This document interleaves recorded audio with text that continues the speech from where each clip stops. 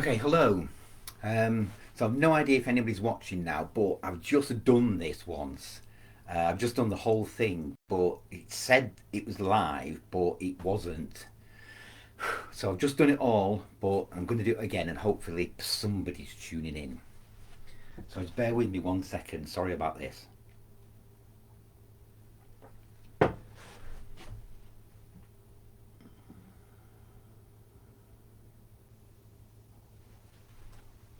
Okay,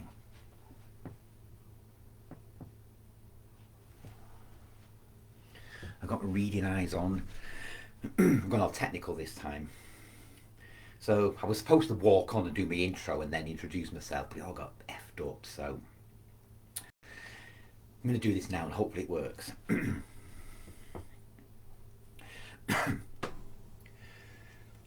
It was an era of horrors, of evil too vast to comprehend. But as time moves forward, we must, now and again, relive those horrors. It is our duty to shame ourselves with the past. Because evil so great, humanity stripped away, and lives nothing more than cattle can never be forgotten. And we must be reminded of what we should never become again. So here I present the briefest of glimpses into a few tortured lives who endured something we should all be fighting with our dying breath to never let happen again. Therefore, I present to you poems from the Holocaust. Okay, so that was my intro. And we'll move on to the poems. So basically, this was, if anybody's watching this, if you could comment, please, to say you can at least see me, that would be nice. Thank you. But yeah, so basically, last week I discovered that it was Memorial Day, and so I decided to do something for it. So, because as my intro said, we should never forget these things. As awful as they are, we need to remember in order for not to repeat the mistakes, I guess. So, so I'm not going to comment on the poems. They'll just speak for themselves. I'll just tell you who did them and then do them. The words can say themselves. So this first one is by a chap called Alexander Kimmel. Now, he was a teenager when the Nazis invaded Poland, and he and his family were confined in the Rohatyn ghetto. And he wrote this. It's called I Cannot Forget. Do I want to remember the peaceful ghetto before the raid? Children shaking like leaves in the wind, mothers searching for a piece of bread, shadows on swollen legs moving with fear. No, I don't want to remember. But how can I forget? Do I want to remember the creation of hell, the shouts of the raiders enjoying the hunt, cries of the wounded begging for life, faces of mothers carved with pain, hiding children dripping with fear? No, I don't want to remember. But how can I forget? Do I want to remember? Do I want to remember my fearful return? Families vanished in the midst of the day, the mass grave steaming with vapour of blood, mothers searching for children in vain. The pain of the knife cuts like the pain of the ghetto cuts like a knife. No, I don't want to remember. But how can I forget? Do I want to remember the wailing of the night, the doors kicked ajar, ripped feathers floating in the air, the night scented with snow-melting blood, while the compassionate moon is showing the way for the faceless shadows searching for kin? No, I don't want to remember, but I cannot forget. Do I want to remember this world upside down, where the departed are blessed with an instant death, while the living condemned to a short, wretched life and a long, torturous journey into unnamed places, converting living souls into ashes and gas? No, I have to remember and never let you forget. Thank you, Alexander Kimmel. Don't know actually if he survived it all or not, but I think he wrote that later, so hopefully he did. So, the first one, again, the theme, never forget.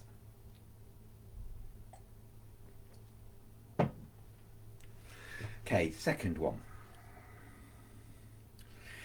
So this next one is by a chap called Eli Wiesel. Now, he was actually awarded the Nobel Peace Prize for being a messenger to mankind and for writing powerfully about his own personal experiences of total humiliation and of utter contempt for humanity shown in Hitler's death camps. Uh, Not the best of reasons to win an award, but good words at least. So basically, Eli Wiesel, he was a child when he was interned at Auschwitz and Buchenwald, and he wrote this about the first night, that first night in camp. Never shall I forget that night, the first night in camp that turned my life into one long night 7 times sealed. Never shall I forget that smoke. Never shall I forget the small faces of the children whose bodies I saw transformed into smoke under a silent sky.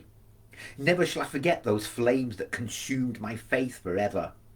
Never shall I forget the nocturnal silence that deprived me for all eternity of the desire to live. Never shall I forget those moments that murdered my God and my soul and turned my dreams to ashes. Never shall I forget those things, even were I condemned to live as long as God himself. Never. Thank you, Eli Wiesel. Okay. So this next one, I have actually done this poem before. So this was written by a 13-year-old girl called Eva Pikova. Now, she actually died a year after, sorry, she was murdered a year after this in Auschwitz at 14 years old. But at the time when she was 13, her and her family, they were interred in the Terezin concentration camp stroke ghetto. And so she wrote this about typhus running rampant. Today the ghetto knows a different fear. Close in its grip, death wields an icy scythe.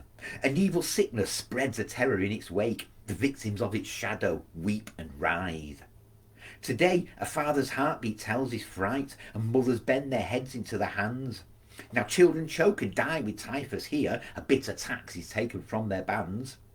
My heart still beats inside my breast while friends depart for other worlds.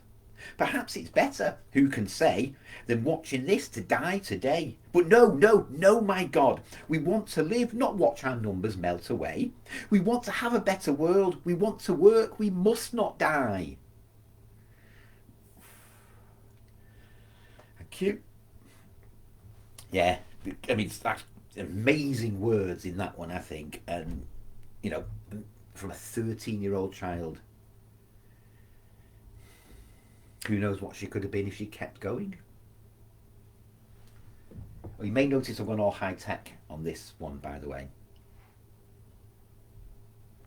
I got a printer, so I did technology instead. So this next one this is by a chap called Charles Reznikoff. Now, he wasn't actually there during this. He was born, he was alive then. But years afterwards, he worked with court records on trials and things. And so he wrote a lot of stuff about the early days of America based on the court records. About with the Great Depression and all their racism and that kind of stuff going on. And then he was working on the court records from the trials from the death camps. So it's a big book he wrote about them. And he took those words, turned them into poems, which is what I'm going to do. And apparently there's a name for what he does. I've completely forgotten it now. But it's to do with, you take somebody else's words, you turn them into a poem, but you don't amend them, you don't add your own feelings or thoughts or input or anything to them. You just take other people's words, turn them into a poem, and that's it. Which of course is something I do quite a few times. So this is, so he wrote this in 1975, like I say, based on the court records of the death camps. So his name was Charles Resnikoff, and this is called Sonnet to the Memory of Those Who Didn't Survive. The sun goes down. The shadows of the dead rise from the ground and glide across the trees and through the air and cry to those they see. We are the dead. Remember us. We bled for you. Remember us. We were the young, the tall, the strong, the brave, the innocent, and we died. Remember us. You are sent into the world we died for when we hung from trees, when we were shot down at random, when we were burned alive in pits and stoves, when we were gassed in rooms with sealed doors, and when the enemy dropped us from the air like insects. Remember us. You must. We are your dead. Remember us. Remember us. Thank you. Thank you to Charles Resnikoff. So yes, remember us, which of course again is a big theme with these of remember us, because we should remember these things. As awful as they are, we need to remember them so as not to repeat them, lest we forget all that stuff. So next one is, so this is, I took, so there's a book called Kalman and Leopold. You know, in the poem, Lipa is short for Leopold. It's his nickname, Lipa. So Kalman and Leopold, and there's a big book about all their memories. So they were two young boys. They were two twins, and they survived over 6.5 months as part of Mengeler's horrendous experiments on twins in Auschwitz. So they survived the war, thankfully, and I forget exactly, but towards the end of their lives, the family said they knew they'd been there because they got like the numbers tattooed, but they never talked about it, obviously. But then at some point later in the lives, they did, and then it all kind of fell out. And then, like I say, there's a huge book. I think the book's just called, but it's just called Kalman and Leopold. So I've just taken one little bit out of the book and turned it into this poem. So, and again, like I said with the previous chap, I've not altered the words or anything. This is all of their words. I've just put them into a way that I can read them better. I'm going to swig, because I've already done this once, so I'm now doing it again. Thirsty. Not thirsty, dry mouth. So, yes. So, book's called Kalman and Leopold. And like I say, Lipa is his nickname for his brother, Leopold. The days grow worse, and so do our physical conditions. The weather is deteriorating. In this first week of October, people are dying faster. Our lives mean less. Selections are more frequent. Instead of twice a month, they're now once a week. The machine is speeding up. We continue on with another miserable routine workday in the guard shack. I'm busy with a pair of army boots, and Lipa is wiping the floor in the duty room. In the middle of our workday, there is a tremendous explosion, and the whole guard shack shudders. I run into the corridor, and Lipa is running towards me. We hunch together in the corner. We look at each other and realise the explosion came from the crematorium. A few moments later, we hear the rapid rat-tat-tat of small arms fire. Jawohl, Fritz, Muller, and the other guards understand immediately, and grabbing their guns, they run out the door. We are left alone. We go outside and stand between the electrified fence and the guard shack. It is total mayhem. Crematorium 4 is on fire, smoke billowing out. The whole thing is an enormous heap of rubble. Small flames sprout out. There is a lot of gunfire. People are running everywhere. Machine guns fire from the towers. It is madness. And we watch as a group of pyjamas rush out of the building. This is an uprising. The Germans are surprised. It is the Sonderkommandos, a special unit of comparatively better fed Jews whose job it is to drag the bodies out of the gas chambers and put them into the ovens. Sometimes their own parents or children. Several minutes later, a host of military trucks comes tearing up the road and stops right in front of us. Soldiers jump down, one yells orders, and then, firearms drawn, set off to Crematorium 4. The shooting begins. Leaper and I, two little mice forgotten by everyone, stand between the electrified fence and the guard shack and watch. Another explosion tears an opening in the electrified fence. Sparks fly and pyjamas race out, running towards the woods. Soldiers chase after them, machine guns in hand, firing left and right. It looks completely mad. A fair amount of time later, when the place is full of guards and soldiers and the firing stops, everybody who could be caught is killed. No stopping to ask questions. Any running pyjama is shot. Bodies lie everywhere. It looks like they all died, but not before blowing up Crematorium 4 and forcing the killing machine to stop. But it is a small dent in this seemingly unstoppable machine. We are told, no more work today, get lost. Back at our barracks, we are bombarded with questions in 7 languages: Hungarian, Czech, Greek, Polish, Russian, Yiddish and German. Here, talk to me. What happened? What did you see? Everyone wants to know. They could hear but not see what went on outside the barracks. We cannot report much, but what we do is infinitely more than what anyone else knows. We tell them the Sonder commandos rebelled and blew up the crematorium. There was a gunfight and most of them died. Those who understand and speak multiple languages translate for the others. Fear rips through the barracks. We all know someone will pay the price for the Sonder commandos' actions. Thank you. Kalman and Leopold. But yes, moment of bravery and so on, but somebody pays for their actions. It's hard work doing this twice. But at least I haven't cried like I did the first time I did a run through of these. Right, this next one. Okay, this next one is this is kind of interesting thing. So you know, like after a war, and you find things, unexploded bombs, whatever you might find.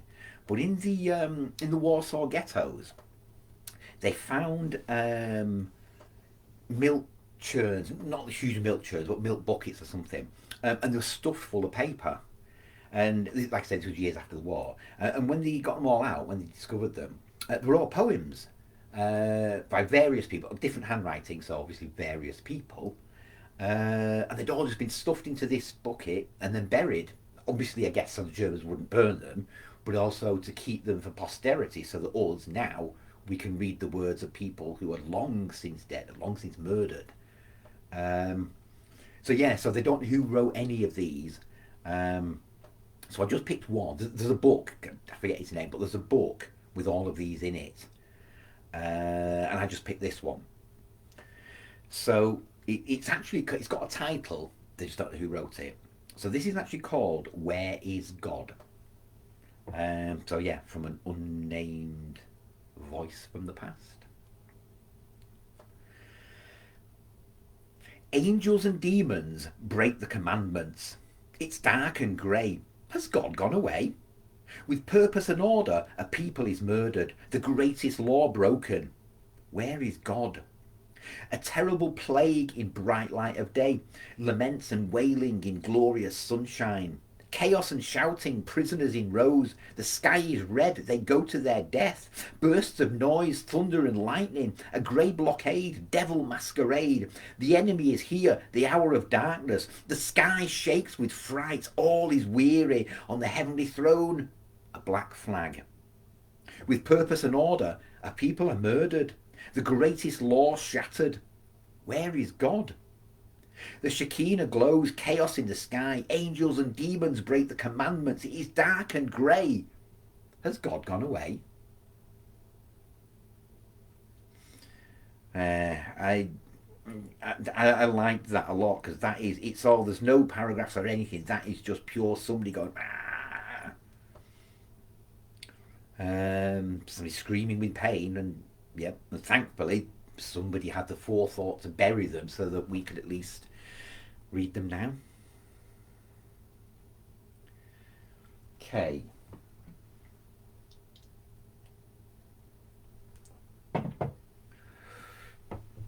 so the next one. So I've done something different with this one. This one, I found some words from the people that the soldiers who first turned up at the camps, and saw it all. So there were no poems for this; it was just words from people that had said things. So I took, I think it's maybe four different people's comments and words, and put them together into roughly one poem. So again, like with the chap earlier, these are just other people's words, and I've just put them into a way that I can deliver them. So I've called it "Bearing Witness: The Words of the Liberators." It is indescribable. Some of them. Start that again. Sorry. It is indescribable. Some of my men threw up. Others got violently angry. First of all, we were almost numbed to war. We'd been in war from June to April and almost constantly in battle of one sort or another. We'd seen many, many people who were killed, violently killed. Yet none of that had the same effect as seeing all this. When we got outside of Germany, you could smell something was wrong. You could smell it. The thing that got me was when I looked at the leaves on the trees. I said, what the hell is the matter with them? The leaves were grey. I rubbed one and it was covered with ash. What is this? And then we walked through the gates. It was as if I had entered hell. The smell was so overpowering I got sick and ran out. In the courtyard, I couldn't move. My mind froze. The shock was complete and total, especially when we saw the crematoria. It was still hot, with these piles of bodies stacked 5 high. I had severe nightmares after the war. I was crying. I had sweats and fits of cursing. They called it shell shock and battle fatigue, and they didn't know how to treat it. So I locked up part of my brain and said I was not going to talk about those experiences because I was afraid to bring back such horror-filled memories.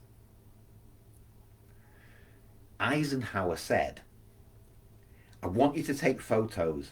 I want you to get everything down. I don't want my grunts to pick up those bodies. I want you to bring the people in from town, bring the trucks, let them see the bodies and make them put the bodies on the trucks. Because someday people are going to say we made it up. They simply won't believe it.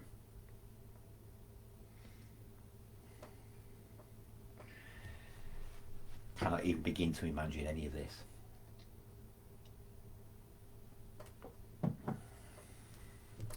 Okay, so we come to the last one now. I think I've done this a little bit quicker than I did the previous run through.